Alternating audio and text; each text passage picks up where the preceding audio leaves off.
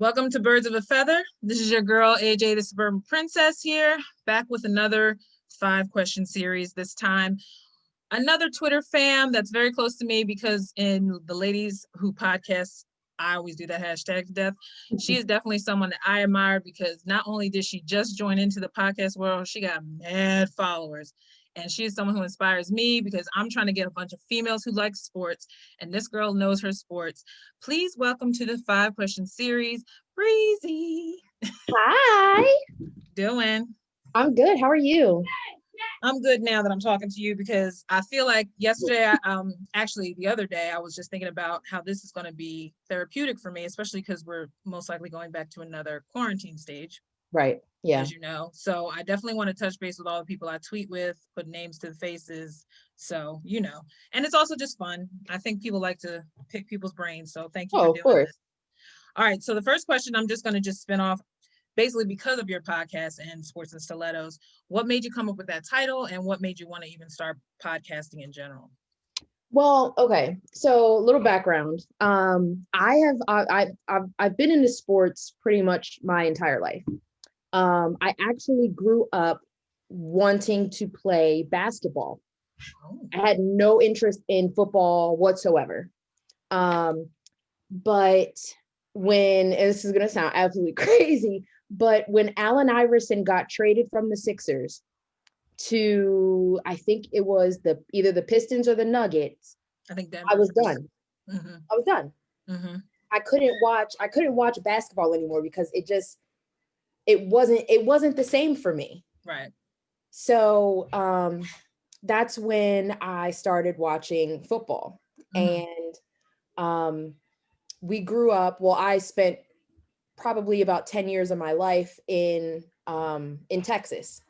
And my parents' best friends and also neighbors down the street were Cowboys fans.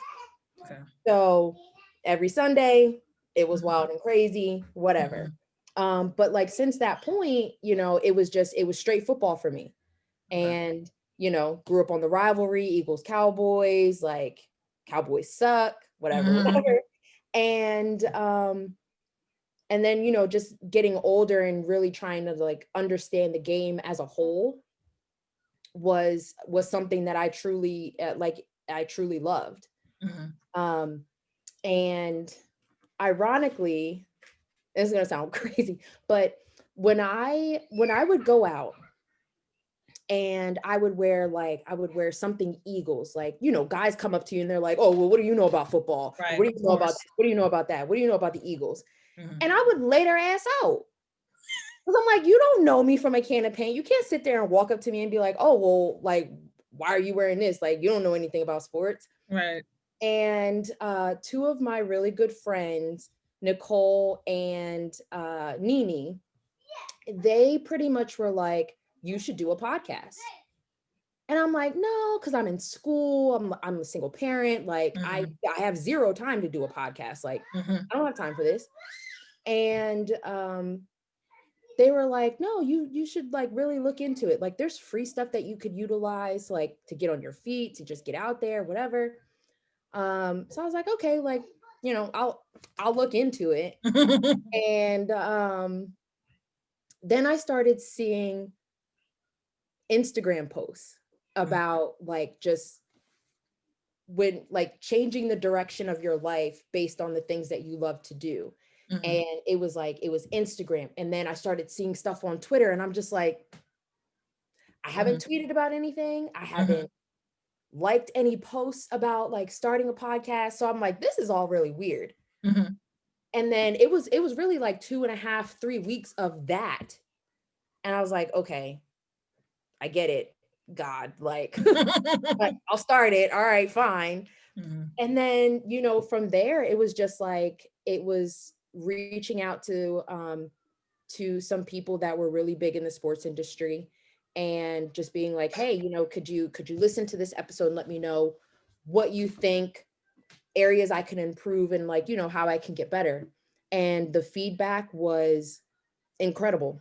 Mm-hmm. And I think that's really um what pretty much jump started everything. Cause then it's like, oh, well, I got these big name people telling me that I sound good, like this works for me. And that really just built my confidence up over the first couple of weeks, first month or two of the show. And then, just deciding to do it and just getting out there, not really knowing what to expect it was scary, but here I am. I'm glad you did it because Some your change later. your personality definitely, as soon as I even heard it, I was just like, this girl is, first of all, you're funny as hell. And the fact that I felt like I was the only person who really vented about the Eagles and sports as far as podcasting, because it's one thing if you're an actual reporter, actual journalist. Right. It's another thing when you're just some 9-to-5er who, is bored on the job and just wants some other stimulation. But when I saw the way you branded Sports and Stillettos, I was just like, first of all, that concept is great. I'm like, duh, why didn't I think about that? And but I stuck with birds of a feather just because it's a popular saying, birds of a feather flock together. Right. And then it just kind of became one of those things that made more sense anyway for me, because I feel like I've learned from other people who love sports, specifically my father, because there was just two of us, me and my sister. She wasn't too into sports until she got to Florida State, where she graduated. Now she's all about football. But I started liking them just hearing my father yell downstairs. So the more that I heard, like you said, with Iverson, all the screams, the nights that he would just be killing it. Yep. And then like you, after he left, the Sixers kind of were dead to me for a while. Like I just didn't find any excitement. But yeah, Sports and Stillettos too. I definitely like that title. Now, what made you even come up with that concept itself, like the name? Well, originally the show was supposed to be like a two-part show. So there was supposed to be the sports part, and then there was supposed to be the more realistic part, the more mom lifestyle, like mental health, single parenting, like all those different kinds of like subtopics. But I couldn't figure out a way to really do that on a consistent basis. So I was like, well, I'll just stick with sports for right now until I can figure that second part out. And my friend Nini actually came up with the name, so kudos to her. Yes. But yeah, she was like, well, why don't you just do Sports and Stillettos? And I'm like, well, I don't wear stilettos. Like, doesn't that kind of defeat the purpose? Like, I don't do that unless I have to, but any other time you'll see me, I will be in some high top sneakers or some combat boots. And that's really it. But she was like, no, it's like, it's elegant. It shows that like, this isn't just, a random sports show. It's, you as a woman in the sports industry and like, just like trying to make your mark and whatever. So I was like, oh, okay, cool. Like, we'll rock with that. And then from there, it was to where we are now. Now you have to pop your collar a bit, because how many people have you last seen that follow you? Because this amazed me as soon as you started tweeting little things. I was like, holy crap. The last time I looked, oh God, I was probably and I was just on there today. My God. I know it's over 2,000. Say no more. That's awesome. But yeah, it's 2,054, something in there. But it's yeah, good. It's good. I know it's over 2,000. I think as you make the attempt too to actually research stats. I'm not a stat person, so it's like when I listen to you, I feel like I learn more about football in general. So I was just like, damn, I use mine just to vent. I could just be going on I consider myself an opinion pod most than anything, because I'm more just like eye test and how I feel that day and whatever. But I love that you actually do the research, because I think that gives you tons of respect as well as far as your followers, because most girls usually just sometimes I do this as well, just look at the guys for their looks, find the cute ones. Listen, but that's like a part-time job here, but I'm just saying, if it's cute, if it's attractive, it's attractive, whatever, but not to make that my whole entire content. Now, what in 2020 has, I guess, give you kind of encouragement to continue using this podcast as, I guess, therapy? Because I feel like this year alone, even doing my podcast has become therapy. That's why I chose to keep venting on it. because 2020 is crazy. Has your Right. podcast helped you do that, or is it more just strictly for the love of the sport? Um, it has, to an extent. I mean, I obviously we all wish that the Eagles were doing a lot better. Um, but the days that I do record, I'm really just like, okay, like I feel better. I got that off my chest. So that's like, Mm-hmm. it's a weight lifted off your shoulders essentially. Mm-hmm. And I don't record as often as I should. Mm-hmm. I'm not gonna front about that. Like you I ain't might gonna lie, I'm missing you sometimes. I'm always like, did I miss something? Did she pull it out? So- And I know you're busy, but part of me is like, I'm secretly one of them people like, hello, Bree, what's going on, yeah. girl? Listen, people have been like DMing me and they're like, so when are we gonna get another show? And I'm like, I was supposed to record last night and but like, my personal life is super hectic right now. So Right.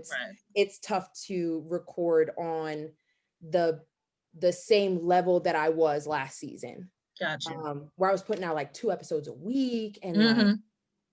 whew, but yeah. Um, yeah, it has been really therapeutic for me. And um I feel like everyone needs some kind of outlet, Mm-hmm. especially during 2020, Yes. because you don't know what's going to happen tomorrow. The Literally. country could shut down tomorrow, and then you're home with your kids. You're now ordering stuff online because you Right. can't go to a grocery store anymore, Right. or Right. like everything could change in a matter of hours. Right. So to be able to have some kind of platform or an outlet to kind of release some kind of tension or some kind of feeling that you have, Mm-hmm. I think it's super beneficial. Well, what things have you gotten into? Because I've asked this question a couple times with other folks because I feel like everyone has secretly adopted this kind of quarantine habit. So if you're not baking random banana bread, you've ran through the whole Netflix catalog, or you've built something. Is there anything this year you found yourself going, what the hell did I do that for? But I got so much time. What am I going to do? Is there anything like that you've kind of dived into or do a little bit too much of now because of quarantine? Um, I'm a huge like Netflix person. Mm-hmm. So, I've honestly gone through and probably watched every like this is going to sound ridiculous. Every like psychological thriller movie, Mm-hmm. series, serial killer documentaries that have ever been on Netflix. And it's crazy because I have like mild anxiety. Mm-hmm. So to me, like when I rewatch stuff that I've already watched, I'm like, okay, like my anxiety, like I Yeah. can focus on something else because I'm like, okay, well, I already know what's going to happen in this. So it's just like background music to me. So I'm like, okay, like I can concentrate on work, or I can concentrate on a paper, or I can Mm-hmm. concentrate on like looking stuff up for the show. Mm-hmm. But yeah, I'm certainly guilty of like being the girl who watches serial killer documentaries on Netflix. That I am her, she is me. Like, yes. And I put so many people onto these like different shows and movies and documentaries and stuff. Like, people will text me and be like, "Oh my God, how did I not know this existed?" I'm like, "Because you Mm-hmm. didn't look. That's Yes. why." Yes. But I'm not gonna like beat you over the head about that. But Right. you know, yeah. Yeah. It's like what are you think you're gonna do really in a quarantine other than probably clean obsessively? I know I just got into working out. My friend teaches belly dance and I just took her classes since March and I've been noticing some work at, around the middle area, but I need to do more. She's under the weather this week, so we don't have any classes. So I'm trying to take advantage of it and be constructive. But God knows my ADHD is a devil. So I'll be Yeah. lucky if I do any Pilates of any sort after this is done. But um, also too, I think that a lot of people have felt with the political unrest and with a lot of the demonstrations. Um, as a Black woman, especially because it's something obviously we kind of have to deal with no matter if you're a political person or not. Do you feel like the role of the Black woman has, I guess, been more put in the forefront more than normal now, obviously because of our incoming vice president, but do you feel stronger? How do you feel as a Black woman? Because I feel slightly a little bit more empowered than I ever did. Um, I would say yes. I do feel a little more empowered than I did before. And like you said, you know, being a Black woman in 2020 it's kind of hit or miss, Mm-hmm. because you don't know what you're going to get when you talk to other people, and you don't know what you're going to get when you walk outside your door. But with Vice President Kamala Harris coming in, it's really eye-opening, because I feel like a lot of, and this is just my opinion, but I feel like a lot of Black women don't think that they can get as far as they dream they can, Mm-hmm. because they're Black women. Yep. And that's something that I always took in stride in my life, because I'm like, if I'm gonna be the only Black person in my office, I'm gonna be Mm-hmm. the best damn Black person this company has ever seen. Mm-hmm. And I took that, and I literally, like, I took it to every single job that I've had. And I've now been with the company that I'm with now for 4 years. And I'm one of three Black women in that company right now. Mm-hmm. Mm-hmm. Yeah, I feel like I feel like there's almost like a target on us as well too, especially with Kamala coming in, because I feel like it's going to be a different type of attention as opposed to when Barack was in office. Right. Yep. And obviously with the height of some of these police brutality and random killings with Breonna Taylor, her name being out there a lot more, I kind of feel like even more of a, not even like, I shouldn't say target, that sounds so horrible, but I do feel like there is more attention on us than normal. I don't feel like we're like these unicorns and, you know, unheard of Yeah. species anymore. Like, you know, I don't think we're I'll be a just, unicorn any day. I'm I fine mean, with you know, that. I mean, obviously our personalities. Right. Yeah, I mean, there's only one Breezy, there's only one AJ, but Exactly. I do feel like as a whole, Black women do have this kind of spotlight on us now.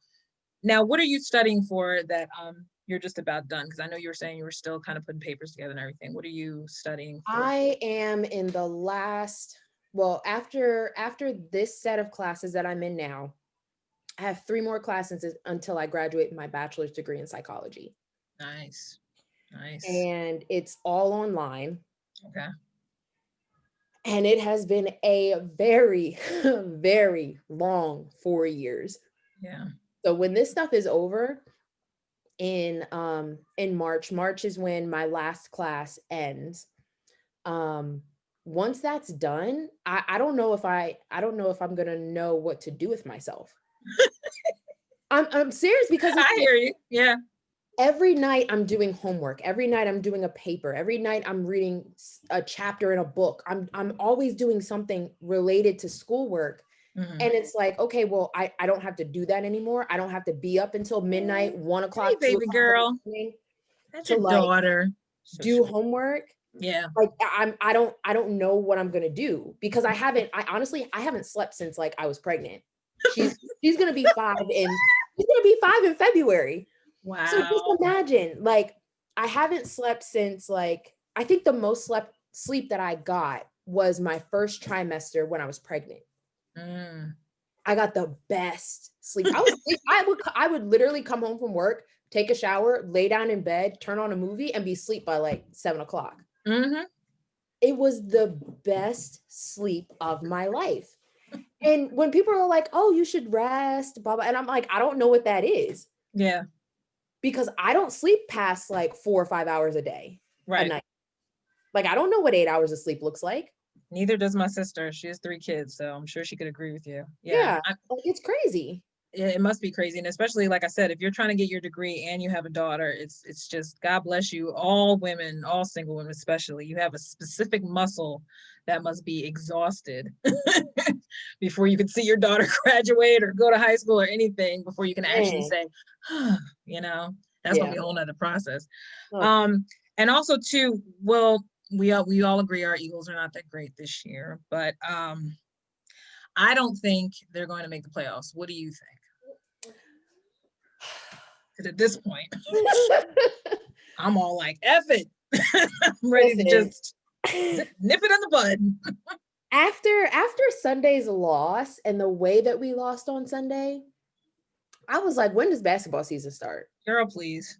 So like happy right there's now, a draft like, coming up. yeah, like it's like, okay, like I need something else to look forward to. Yes. I'm with you. Because like, and I don't know, like they could do something really special and end up, you know, somehow making the playoffs because this division is crap. Crap. You're right. You're right. So it's like that tie is like literally saving their butts.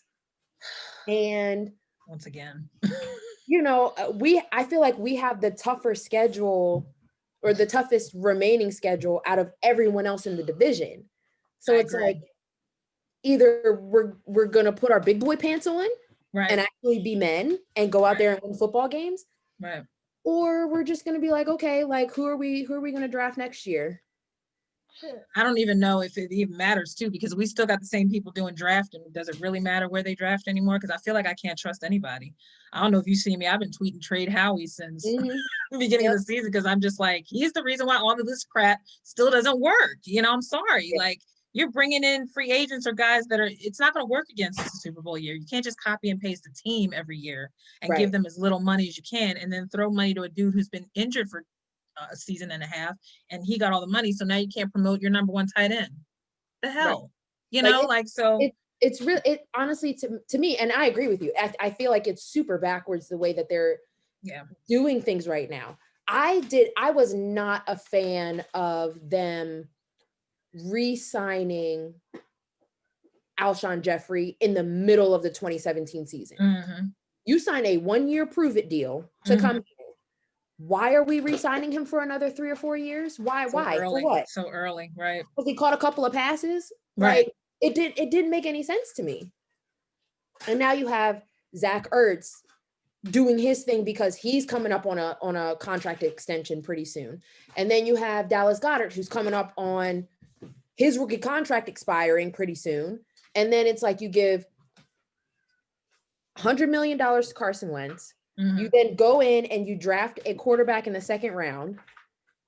And then it's like, we don't have any solid running backs beside Miles Sanders. We don't have any, I mean, we do have legit wide receivers, but it's like, we always have to find them once the first round of wide receivers gets hurt. Exactly. I know like, you can't win. Well, this man's been on the practice squad for 2 years. How come he was never brought up? Like you could have paid him. That anchors me. $1.5 million for 2 years compared to paying someone who's 32, 33 years old who can't finish a season. Right. You're and right. It's what are we actually doing here? What are we doing? That's the main question. I feel like that should be the first question at the end of the season press conference. Like, what are we doing, Howie? What are you trying to do? Because I feel like no matter what y'all doing from this point on, y'all gonna be copy and pasting a roster until you can start Jalen Hurts. Because I feel like Jalen Hurts was just an FU to Carson in my eyes. You know, and now it's just mentally to me trickling down from the top to the bottom. And that's why they can't be on the same page. Because you can't tell me the coach and him suddenly don't get along all of a sudden when everything was fine before he got hurt and Nick came to save the day. You know what I'm saying? Like, I don't see how it could just dramatically 180 all of a sudden. And it's been 2 or 3 seasons since.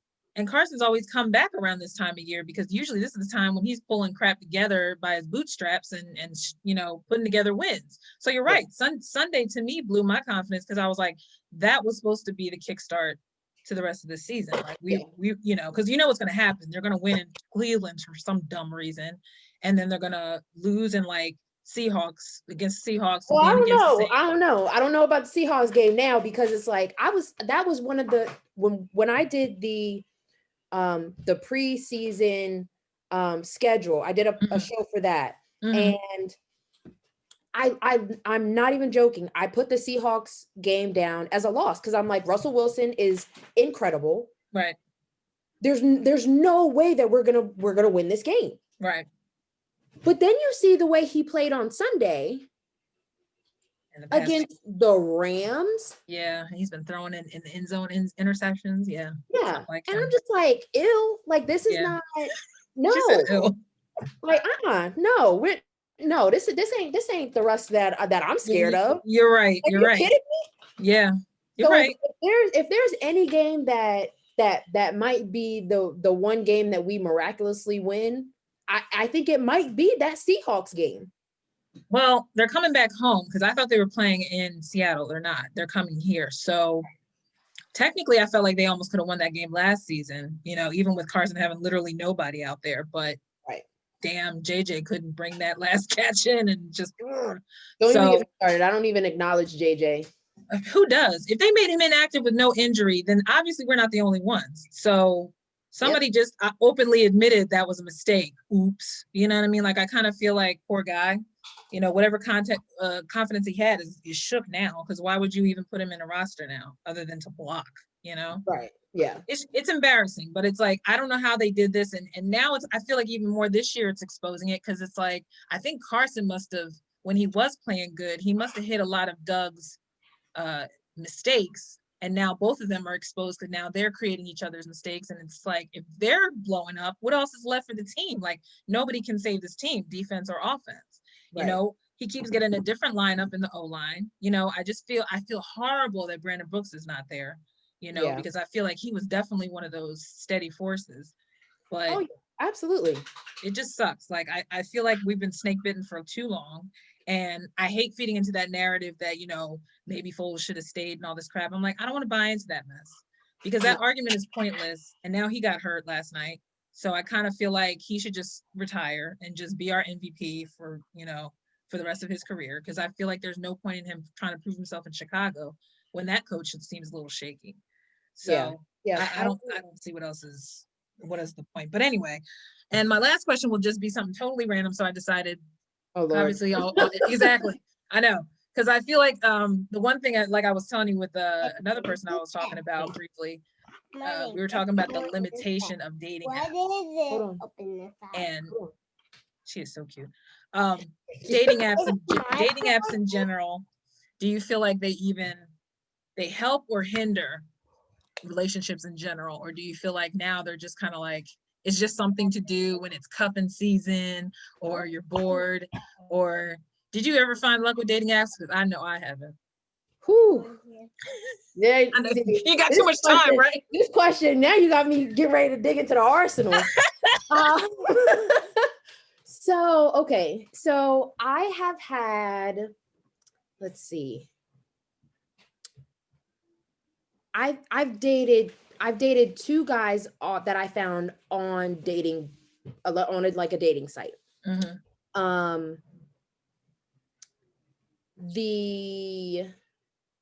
The last guy that I was with, him and I dated for 2.5 years. Mm-hmm. And he actually recognized me because he used to talk to one of my friends. And he messaged me, and I probably had this account for like all of like a week. Mm-hmm. So he messaged me one morning and was like, I know your face.